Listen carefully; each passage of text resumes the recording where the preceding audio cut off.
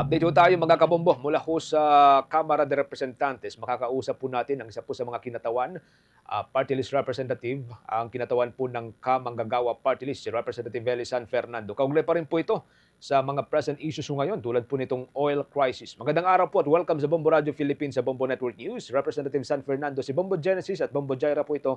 Welcome sa Bombo Network News. Sir. Magandang tanghali po, Bombo Genesis at Bombo Jai at sa lahat po ng tagapakinig at nanonood sa inyong programa. Okay. First off, sa mga nais po namin maitanong ko sa inyo, any observation sa atin pong kasalukuyang sitwasyon, lalo ho itong oil crisis na nararanasan po ng buong bansa ngayon, sir? Alam niyo ho, talagang nasa crisis mode na at emergency mode na dapat ang ating pamahalaan. Kaya nakakabahala itong pronouncement ni Pangulong Bongbong Marcos na seemingly tinitignan niya na normal pa rin itong mga nangyayari. Wala hong normal sa nangyayari ngayon. Dahil ine-expect natin sa mga susunod na araw at susunod na linggo, sisipa hanggang 120, 120 pesos per litro yung diesel at ine-expect pa natin na hindi hihinto yan. So sure tayo na kasabay ng pagtaas ng presyo ng mga produktong petrolyo, tataas din yung presyo ng mga pangunahing bilihin at serbisyo. So pagkain at yung utilities. So yan yung mga, kumbaga, magkakakabit na mga issue na dapat paghandaan ng ating pamahalaan. Kaya dapat ang pronouncement ng Pangulo at ng gobyerno natin ay dapat nasa crisis mode para yung mga intervention aakma din accordingly sa sitwasyon. Ngayon na nakakalungkot ho, Bombo Jai and Bombo Genesis, wala hong magandang solusyon na nailalatag ang ating gobyerno maliban sa pagbibigay ng ayuda. Hindi tayo against sa pagbibigay ng ayuda. Immediate relief yan para sa ating mga kababayan. Pero wala tayong nakikita na komprehensibong plano para i-address o pigilan man lang itong patuloy na pagtaas ng presyo ng mga produktong petrolyo. And secondly, wala pang kahit ano na intervention o plano ang gobyerno patungkol sa sahod ng mga manggagawa. We are talking about minimum wage earners, that's around 5 million minimum wage earners, at mga middle income earners. Wala pa tayong nakikita na kahit anong intervention. That is why tayo ay nalulungkot at nagagalit dahil meron sanang pagkakataon na mapag-usapan yan sa Kongreso bago nag-break nung March 18. Pero hindi yan nai-agenda. Walang kahit anong usapin o panukala patungkol sa sahod ng mga manggagawa ang nai-agenda ng Kongreso at ng pamahalaan. Okay. Mamaya may mga follow-up po tayo about dyan sa may wage, Representative San Fernando, sir. Pero balikan ko po yung nababanggit ninyo kanina. Yung term na ginamit po ninyo, walang comprehensive plan ang administrasyong Marcos. Tulad po ng anong mga plano yung gusto po ninyo makita na ilatag po ng administrasyon, sir? Sa halimbawa, si PBBM na mismo ang nag-certify as urgent na suspindihin o bigyan ng kapangyarihan ang ehekutibo para masuspinde yung excise tax. Pero nakakabahala, mismong Pangulo rin ang nagsabi, pag-aaralan pa raw niya kung naaangkop na isuspinde yung excise tax. Hindi ba parang nagbibigay yun ng kalituhan sa ating mamamayan sa halip na mapanatag yung mga lalong-lalo na yung mga manggagawang driver at tsuper natin na kahit papaano mababawasan yung presyo ng mga produktong petrolyo. Kasi we are talking just about 6 pesos to 10 pesos. Malaking kaginhawaan yun kahit maliit lang. Pero sa halip na sabihin ng Pangulo na isususpende itong excise tax, siya pa mismo nagsabi pag-aaralan. Ano pa ba dapat na pag-aralan? We are already in a crisis scenario, in an emergency situation. Secondly, wala naman nababanggit tungkol doon sa oil deregulation law. Alam niyo, ang rason kung bakit tayo napunta sa ganitong kalagayan kasi ginawang inutil ng gobyerno yung kanyang sarili sa pagpapasa ng oil deregulation law. Sa pamamagitan ng batas na yan, kahit sumipa pa ng hanggang 200 piso kada litro ang presyo ng produktong petrolyo, walang control dyan ang gobyerno dahil fully deregulated nga . Meron na ba tayong narinig mula sa palasyo mismo, sa Pangulo, na gagawin niyang prioridad, yung pagre-review man lang sa oil deregulation law para merong say o merong control ang pamahalaan pagdating diyan sa industriya ng langis? Wala tayong naririnig na ganyan. So ang lagi nating naririnig is ayuda, ayuda, ayuda. Hindi naman po pwedeng puro ayuda ang ating intervention. And take note, yung naro-roll out pa lang na ayuda, nandito pa lang yan sa Metro Manila. Hindi pa kasama yung mga nasa probinsya. Hindi pa kasama dito yung fuel subsidy program. So what is the comprehensive plan of this administration? So it reflects, kaya ang statement niya na normal lang, maybe that reflects the policy direction of the administration because they view this as normal thing, wala silang mailalatag na komprehensibo. Yan na nga yung sinasabi natin Suspendihin yung excise tax, yung value-added tax sa mga produktong petrolyo and prime and basic commodities, baka po pwede na nating reviewin.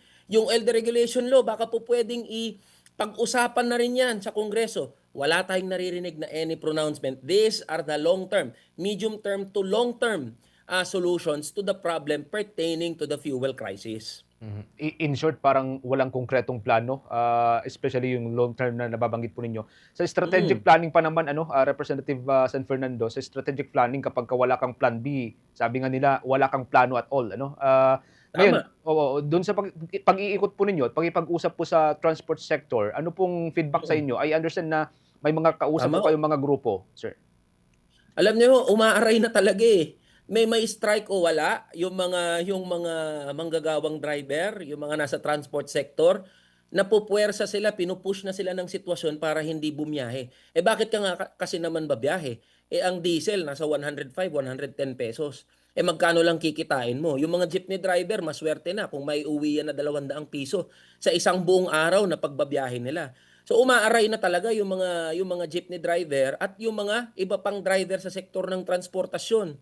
May tricycle driver, merong TNVS, merong mga motorcycle taxi na hanggang ngayon hindi pa rin sila nabibigyan kahit lang ng immediate relief. So there lies the problem. Tapos ang pronouncement pa ng Pangulo ay sinuspend itong fare hike. Naintindihan naman natin na may pangangailangan na wag-wag ipasa doon sa mamamayang commuter yung bigat ng sitwasyon natin. Pero ano ang intervention din ng gobyerno sa mga transport sector workers natin? Walang malinaw. Kaya yung mga manggagawa natin sa sektor ng transportasyon, they are also asking, paano kami mabubuhay? Alam niyo yung 5,000 piso na binigay ng DSWD, hindi nga tatagal ng 1 linggo yan Kung alam lang ng gobyernong to yung effect ng oil crisis ngayon sa pang-araw-araw na buhay ng mga driver, malalaman nila yung 5,000 piso, swerte ka na kung tumagal yan ng 3 araw. Hindi nila alam yan kasi hindi naman sila nakikipag-usap directly doon sa mga tsuper, doon sa mga driver ng jeep. Yan 5,000 piso, mga pandalawang ikot lang yan hanggang 3 ikot ng mga jeepney driver. So after giving 5,000 pesos, what comes next? Then we are going to hear. Sige, dagdagan natin yung ibibigay natin na tulong sa mga driver natin. Kailan pa yan maro-roll out? Kailan pa yan maibibigay? Hindi nga ganun kabilis yung pagro-roll out We are expecting a week or 2 weeks from now, doon pa lang uumpisahan yung pag-roll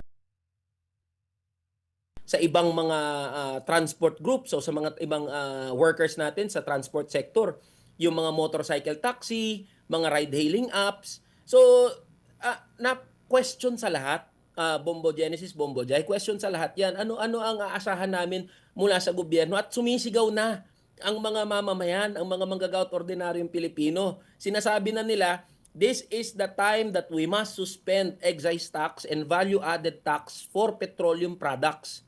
Yan ang sinisigaw. Alam pa mismo ng ordinaryong Pilipino kung anong magbibigay ng solusyon sa problema. Yung Pangulo natin, ang problema, ang laging pronouncement, pag-aaralan. Mr. President, we are in an extraordinary event.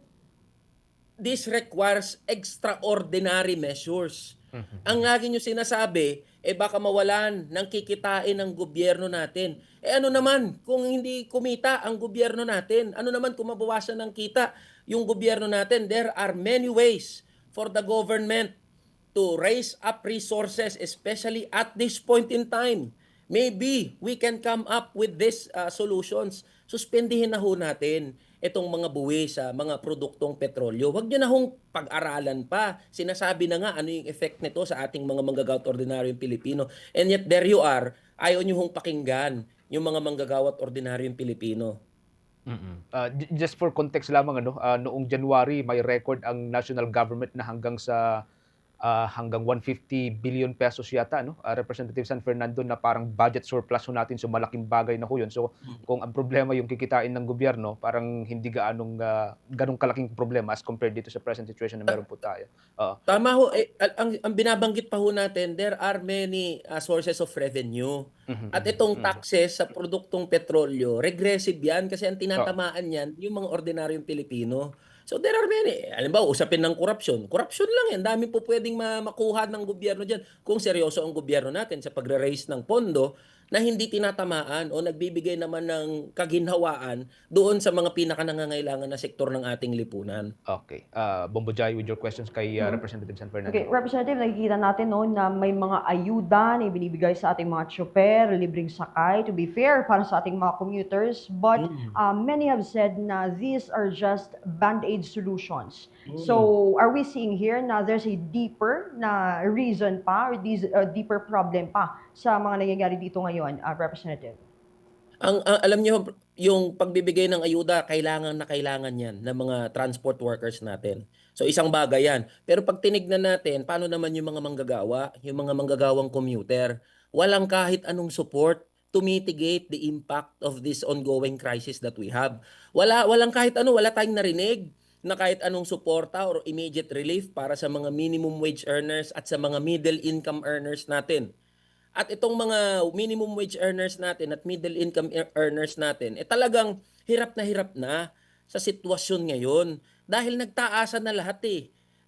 Totoo sinasabi, may mga hindi pa ipinatupad yung pagtataas ng pamasahe sa mga pampublikong sasakyan. Pero sa actual ho, hindi naman nangyayari sa lahat yan. Dahil marami ay hindi naman mapipigilan na magtaas ng singil sa pamasahe o singil dun sa kanilang mga tinitindang produkto o serbisyo. Dahil sila rin ay nangangailangan na maka-adjust sa sitwasyon. Ngayon, ang kawawa ho dito at ang pinaka naiipit sa sitwasyon ay yung mga manggagawa, yung mga wage earners ho natin. And there lies the problem. We haven't heard any program, support, or any relief addressed to our minimum wage earners and our middle income earners na talagang hirap na hindi na makasabay. If you are earning 695 pesos here in Metro Manila, yung 695 mo, talagang kapos na yan. What more sa mga manggagawa sa probinsya? So there are no interventions addressed to the workers. Kaya yan yung isinisigaw natin. Merong pagkakataon, if this requires emergency session, kung kinakailangan mag-emergency session ng Kongreso, bakit hindi natin gawin? Bakit hindi natin putulin yung break ng Kongreso para makapag-come up tayo sa isang solusyon o sa mga measures para tugunan yung problema naman ng ating mga wage earners. So wala yan din ang pinagtataka. Hindi ba emergency rin ito na maituturing para sa ating mga manggagawa? Hindi rin ba emergency ito na maituturing dahil wala nang mabili yung mga manggagawa natin?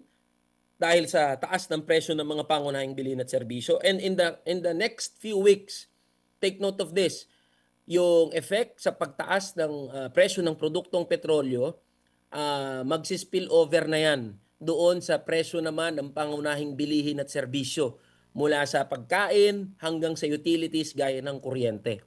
Ngayon, wala pa rin tayong nilalatag na kahit anong intervention diyan sa ating mga manggagawa. Habang nasa kalagitnaan ng oil crisis, Representative, marami nga itong nananawagan para sa pagtaas ng sahod. Any updates sa inyong National Minimum Wage Bill, Representative? We are really sad because despite the directive coming from the Speaker of the House, Boji D, and we are really thankful to Speaker Boji D, hindi po nag-deliver ang House of Representatives na isalang o pag-usapan yung National Minimum Wage Bill o yung House Bill number 8081. Take note, there are already 200 congressmen who are supportive of this measure. And we stand firm dito sa sinasabi natin, especially at this point in time where we are in crisis. Kailangan na itaas yung sahod ng mga manggagawa, lalong-lalo na doon sa probinsya. Dahil yung epekto ng oil crisis sa probinsya mas doble kumpara sa mga manggagawa dito sa Metro Manila. Dahil doon sa probinsya, napakababa na ng sahod, pero yung presyo ng mga bilihin, almost the same level dito sa Metro Manila. So this is the right time for us to talk about these measures. And also, the legislated wage increase na matagal nang ipinaglalaban, yung 200 pesos legislated wage increase, ni hindi man lang napag-usapan din o hindi man lang gumugulong, kailangan na yan ng mga manggagawa. So we stand firm with our belief doon sa sinasabi natin. Ngayong humaharap sa krisis ang ating bayan, kailangan na itaas ang sahod ng mga manggagawa. Hindi po totoo na kailangang isuspindi muna yung pag-uusap sa kung ano mang pagtataas ng sahod ng mga manggagawa. All the more na may krisis tayo ngayon. Dapat itaas yung antas o yung kakayahan ng mga manggagawa na makabili ng mga pangunahing bilihin at serbisyo through their wages. The problem is our wages right now talagang below survival wages. Poverty wages, starvation wages na. And ito po ang binabanggit ko. Kapag hindi inaddress ng gobyerno ang usapin ng sahod ng mga manggagawa, we are waiting for a national security crisis to explode.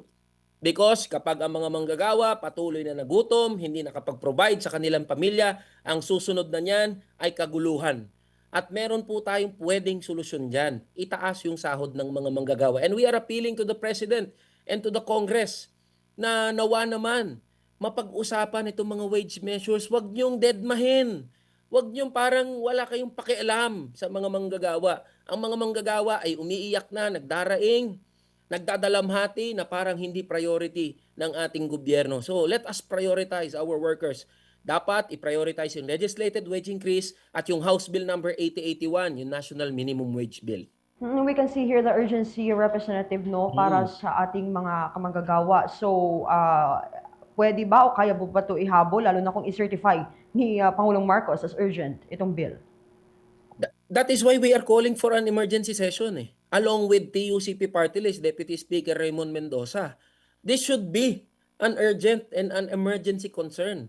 So kung kinakailangang putulin yung break ng Kongreso, ba't hindi natin gawin?